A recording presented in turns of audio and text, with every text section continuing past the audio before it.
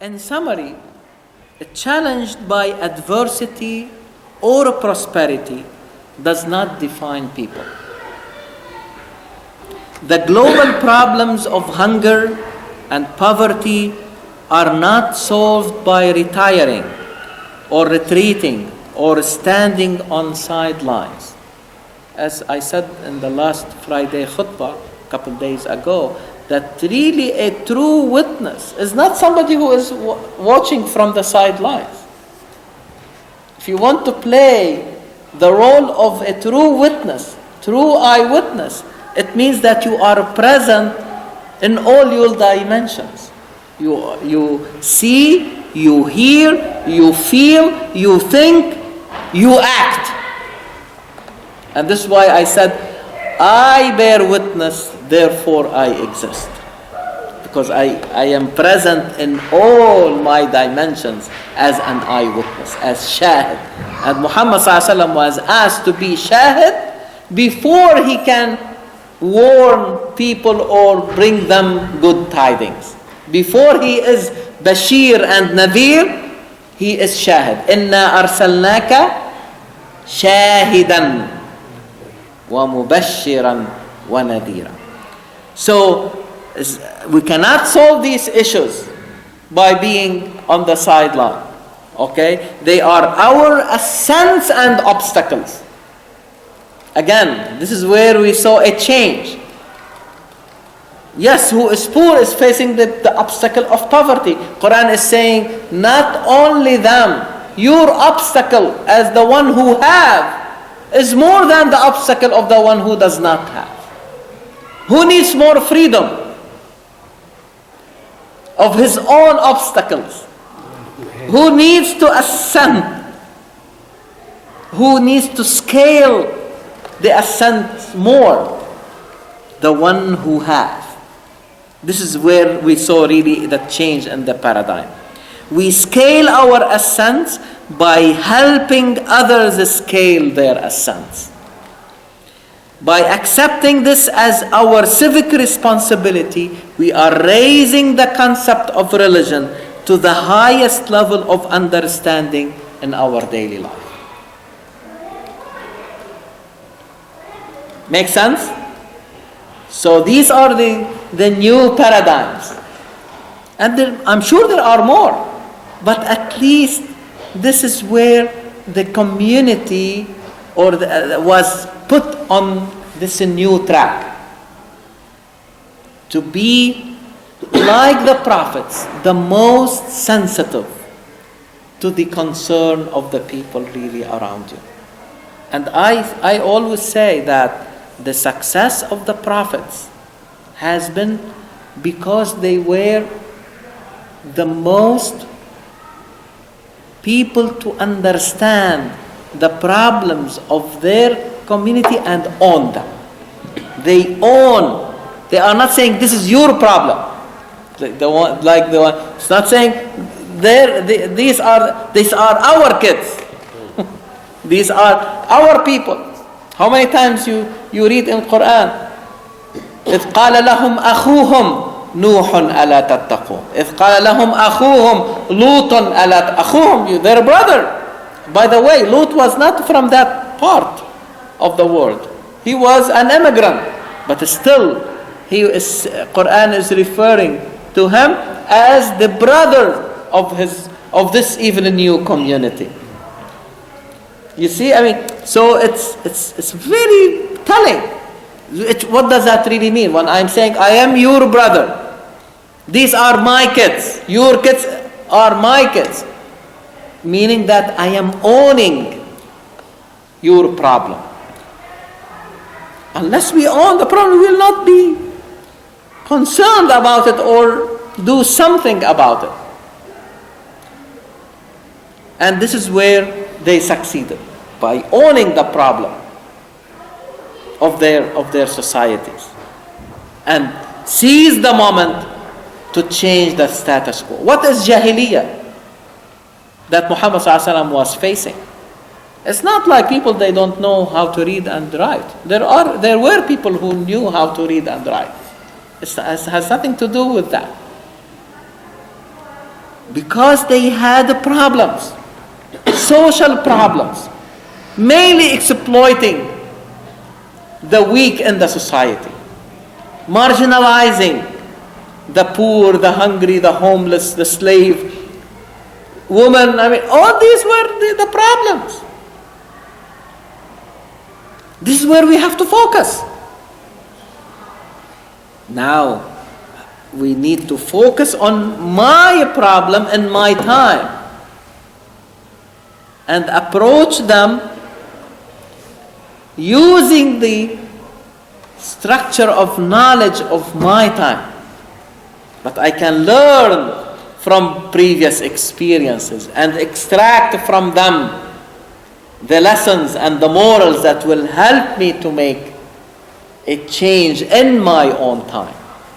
But don't expect me or anybody to repeat that experience or to clone that experience.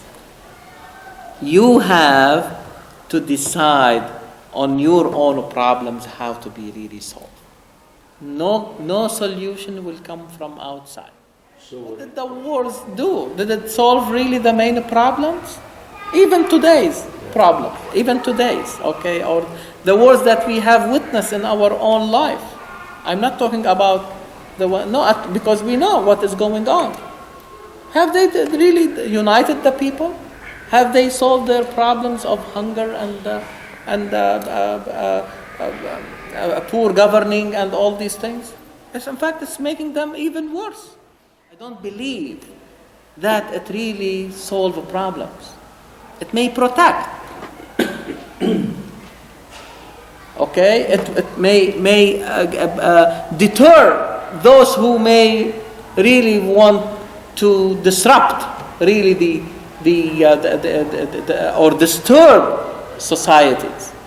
Okay, but it will not by itself solve the problem. In fact, the understanding of the problems, okay, and go about them in a systematic way, okay, to solve them, put the appropriate programs for them.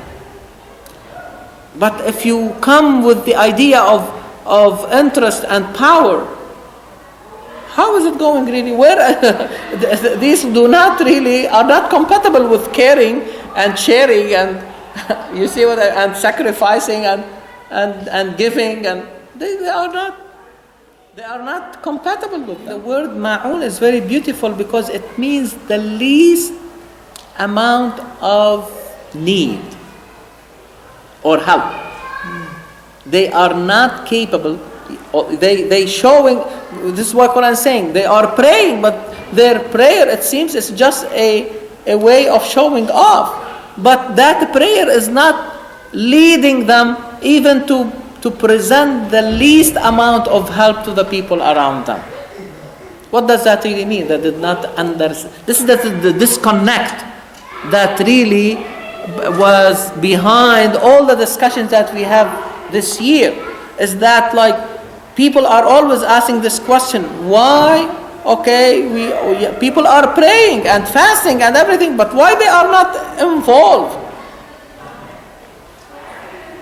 in the understanding and helping and to resolve or bring some solutions to the problems of the people? How we can make a dent, if you like. Giving up, to be honest with you, this term, to serve Allah or to serve God. Allah doesn't need our service. Why we are using that term? I don't understand it. Ibadah is your journey.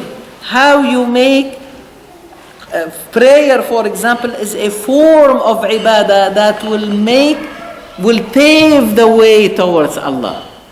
How do you pave your way towards Allah? By realizing His names in you. That is the whole point. If you are really not going forward in that journey towards Allah, you are not getting closer. How you get closer? Allah is not a thing that I am getting closer to it. He has names that can be, and attributes can be realized. The more I realize them, I am closer to Him. If I seek knowledge, I am getting closer to the one who is the most knowledgeable. Is that right? If I exercise mercy, I am getting closer to the most merciful. Quran says, فَأَمَّا مَنْ أَعْطَى وَاتَّقَى. Now, ittaqa from taqwa. And we all have some type of meaning, okay, or reflection on that. But believe me, especially that you are a doctor, okay, you can, it will resonate more in your mind. What will happen, you tell me, what will happen if, as a patient, I lose the warning system in my body? For example, if I lose the ability to feel pain, how do you know that I am suffering from a problem as a physician? And we are all familiar, probably you heard about that. Some people, God forbid, they may die of silent heart attack. Why? Because they don't complain about a chest pain. If somebody comes to you with a chest pain, you know immediately what to do. Is that right? But if that patient has lost the warning system, taqwa is that warning system. Think about it. Because it will help you to protect yourself again. So in the a'ta is to give. So in the setting of giving and sharing with others, the first thing you need to protect yourself against is the idea that you are giving. Yes. Because that itself may imprison you. You see? فَأَمَّا مَنْ أَعْطَى وَاتَّقَى. How you liberate yourself? By believing in something higher. وَصَدَّقَ بِالْحُسْنَى. It's amazing. You see, I mean, it's not only protecting you from stinginess and misery. Is that a bukhl? Is that it protects you when you give? But even more than that, the idea of giving itself, you free yourself from that. It's more difficult because every time you give, there is this meaning that comes along with it. Oh, I am better, I am good, is that right? But how you liberate yourself from that? You need a warning system inside you. This is what we call taqwa. Imagine, okay, I give you a true example. Pittsburgh was the first really city to experience a disease that we call Legionnaire's disease. You are familiar with that. And this organism comes from contaminated water. And they are the most experienced with this disease because they were the first to experience it. A couple years ago, in one of the hospitals over there, they have several people dying of this disease. And people were really taken by, what happened? How come the water in that hospital became contaminated? You know what was the problem? The system that they had, okay, to measure and monitor the level of the chemical to kill that organism was found to be malfunctioning. They knew about it after the fact. What happened then here? The thing that was expected to protect taqwa, they were trying and they have the good intentions to exercise taqwa in that sense, but that system failed. Several people died because they do over there like liver transplant. They have immunocompromised patients. Imagine, okay, the system that warned people about tornadoes is not working, and that happened. What will happen? More people will die. Because they lost the warning system. So, when we talk about taqwa, we should not limit it to one part of our life. We have always to think about the same way we have centers to monitor our weather and whether there is a tornado or a flooding or coming, to basically protect the lives of the people. We also need centers to monitor what are really the social problems that are going around. Not only hunger and homelessness, and why, for example, the level of or the rate of divorce is increasing, for example, in our communities. And I really beg, I mean, the forgiveness really from people who, but this is a problem. We cannot really is that right? We cannot paper it over and cover it. Why there are people who are in that and we are not helping them? Do we know about them? Can we help them? You see where this is not taqwa? Or you just want taqwa in the conventional meaning, in the traditional meaning that has nothing to do with our own lives?